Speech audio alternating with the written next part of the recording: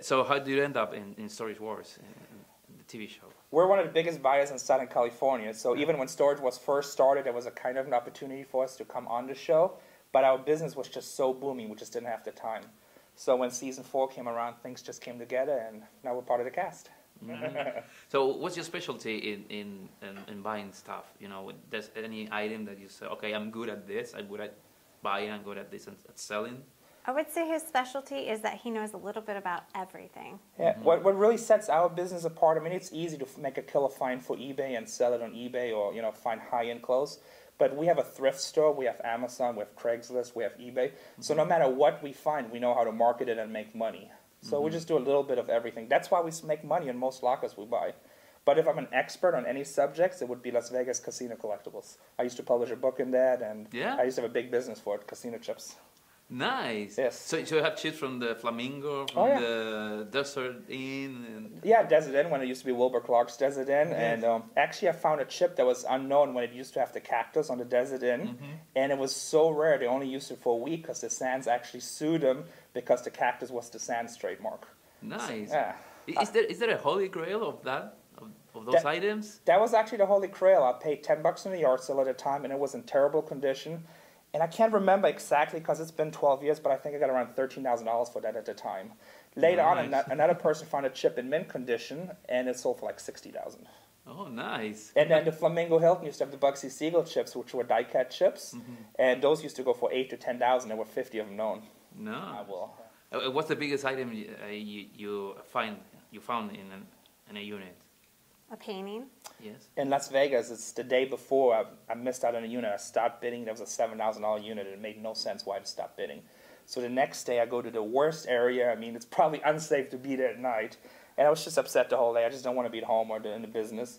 And I buy a unit for $100. We sell it 1 year later in England. It was a Russian artist, Sergei Kolesnikov, for $50,000. Nice. Yeah. And I was upset that we sold it because the market just has crashed, and it should have brought $100,000. It literally was 2 days after the market crashed, and they called us like, hey, what do you want to do? And we just pulled the reserves because we had to pay all the taxes and stuff, and we just let it go. All my friends were happy for us. I was upset. I feel like I just lost $50,000. Did you find any unique or rare item, like, you know, maybe some mummy or maybe some body parts? A mummy? You know, some, organ in the dog. formal or something like. Yeah. His dog. Yeah. One time I bought a unit, and apparently the dog, it was a good-sized dog, but this size, and they left him in the unit, and he was laying underneath the desk, and all you saw was skeleton and his felt. That was pretty gross. They forgot about the dog. They left the dog in the unit. That was on purpose, or they forgot? You don't know. I don't know. I mean, it's... You would like to think it wasn't on purpose. Yeah. But some people just forget, you know. Another time I bought this really weird unit. It looked like all antique furniture and antique boxes. It looked nice. I paid $1,000 for it. And he had like, not human organs. I hope they weren't human organs. But he had like all these different animals in the solution. And what do you call that solution? Formaldehyde. That's exactly what we call it. And so he had all these animals and these jaws and stuff. And the whole thing just stunk and it was nasty. And some of it was like baby animals and just, ugh. It was gross. I was really freaked out. Did you get to sell it to anybody? No. Maybe you can donate it to the college or university or something like that. No, I was just busy throwing up. Is there any illegal item you found in some units? Oh yeah, I found everything. Yeah. We found drugs, guns, chemicals. I mean, pretty much everything. Now you have to report that, right? Of course, yeah. No, one time I bought a unit. There were 2 pallets. I can't even say it properly, but 2 pallets of pot. Well, I just called the police. I'm like, hey, the biggest unit, which was probably the most disturbing unit in my history in Las Vegas, I bought a unit for $1,000. And we found a lot of pictures of child pornography at home. So that's really rare. That happened one time in my 10-year career. And we just called the police and donated the whole unit. And, the guy was great because he left his ID cards in there and everything. So next time he got pulled over, I'm sure he was in for a surprise. Yeah. So what do you think that people are so attracted to this show? I think it's the excitement. What's in the box? What is going to be in that doggone unit? Do I have it in my house? Have I ever seen that? I think it's the thrill and the suspense. I think we have some of the best characters anywhere. And I think Laura's right. I think you never know what's in the box. You never know what you're going to find, and it changes every day.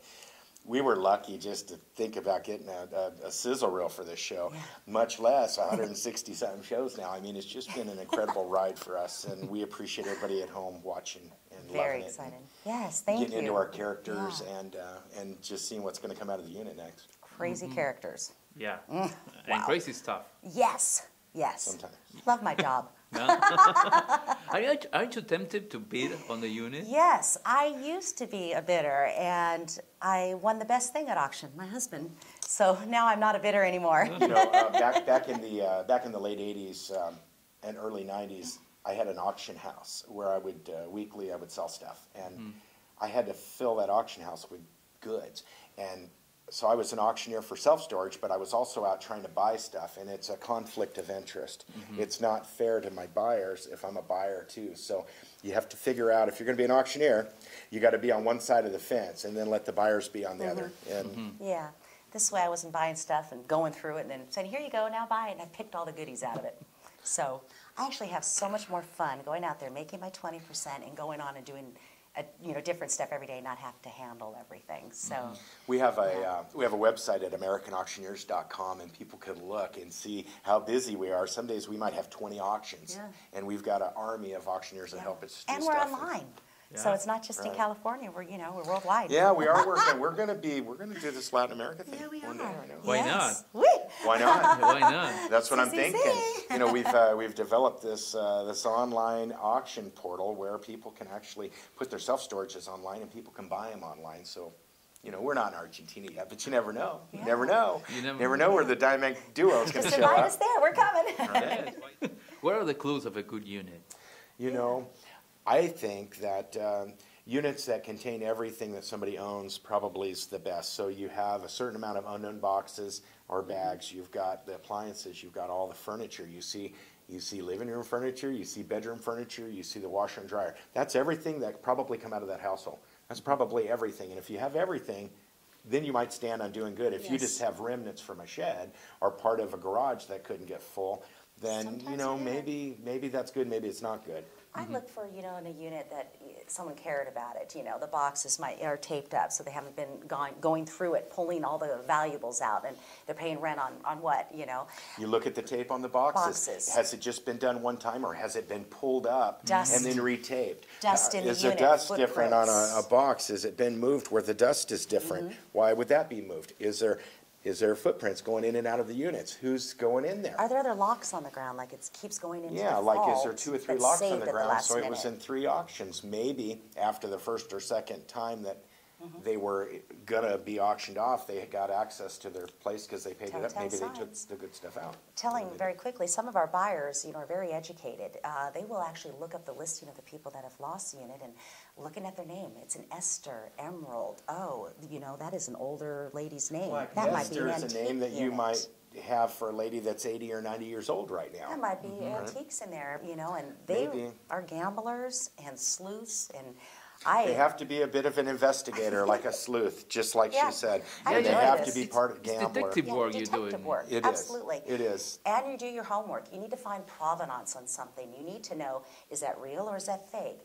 I've sold something like this before. Was that good to hang on to this item? Or is this a seasonal item that I'm going to hold on to it for a year and it's really only going to sell around Christmas? So do I want to buy this unit or, go on to the next? How much work So, is it going to be? yeah. Am I going to be able to clean it up myself? Is all of it going to be able to be sold, or is a certain portion of that going to have to be thrown away? Yeah. And so everything gets Yeah. factored. 24 hours to clean if- out a unit, cash on If you see a resale, 20-foot unit and you can only see the first 10 feet in it, well, then you can kind of calculate to yourself, okay, I see there's 5, 6, 7, there's 1,000, there's $2,000 that I can see that I can sell in the first half. If you can see 2,000 in the front half, Hey, what's that second half like? well, maybe it's the same. Yeah. Maybe it's the same. So maybe you can get $2,000 in the back. So now potentially, you've got a $4,000 profit Yeah. if you can get it for nothing. But you can't ever get it for nothing. Now you got to pay for it. Maybe you pay $500. Maybe you pay $1,000. Maybe you pay $2,000. Maybe you pay $3,500, and you work your ass off and you make $500 Yeah. bucks. Or $3,500 might be a lot to spend if you can only see. But if you can see 4,000 Yeah. going in, then $3,500 might be okay. It That's where they depends. learn. It depends how much extra money you have in your pocket. how desperate you are to sell stuff to get your bills paid, or are you okay? If you're flush and fat and you got the extra money, maybe you'll Yeah. gamble more on a unit. Sometimes they'll buy that unit just so that other person didn't buy it, or they think like there was something in there and they lost out. It's a game that they play, and we've really got In Storage to know Wars, our before buyers. that came along, the buyers would never say, hey, I'm running you up. They would never do that.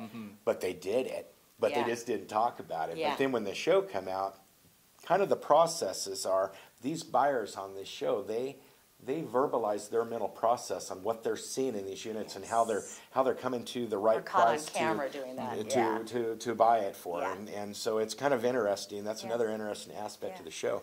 And one of the best byproducts that we got out of Storage Wars is the fact that families get around I the agree. TV and they watch that as a family. just And talking that's about beautiful, right? Yeah, how families say, oh, we wait to turn it on and as a family eat dinner together and watch it. And we thought, that is fantastic, how this is a phenomenon that is, pulling families together. It's fun, great. fun TV. Maybe a little educational. Yeah, of course. So, whose idea was to go from Texas to Storage Wars here in LA? Well, I guess it was 50-50, you know. I was on Storage Wars Texas, and it was canceled, so they asked me to come up here and be on a few episodes, and I just thought that was going to be it. But it all worked out, you know. I loved being here, and, I was at the right time in my life in Dallas to be able to just pick up and go. So, worked out. Did you find any difference between the storage units in Texas and in LA? Yes, the one thing I can tell you is the storage units in Texas are a lot dirtier. And they hoard weird, like, food. Food? Yes. Like, Perishable food? like half-eaten box of cereal or, some cooking oil, like a fourth of the way. It's crazy. It's funny. and here? But the California ones are a lot cleaner. Yep, isn't that funny? That's the one thing. Yeah, that's funny. And how does the already established group of buyers welcome you here? Because they're like this tight group, They've been doing this show for 6 years. Yeah. I mean, they've all been really nice. They're all so different, I mean, that's what has been good about this group is, they are who they are, and they own it, and not each one of us is different in our own way. So it's been great getting to know each of these personalities. And what do you see in the future yourself? Doing what? Well, I don't know. Hopefully I'll be settled down maybe and find me a husband and maybe have a baby. And I don't know, maybe, have a little store. But who knows? I mean, everything I've done thus far in my life, I'm so proud, honestly. And I have no regrets. And so, if it all ended tomorrow, that would be okay. So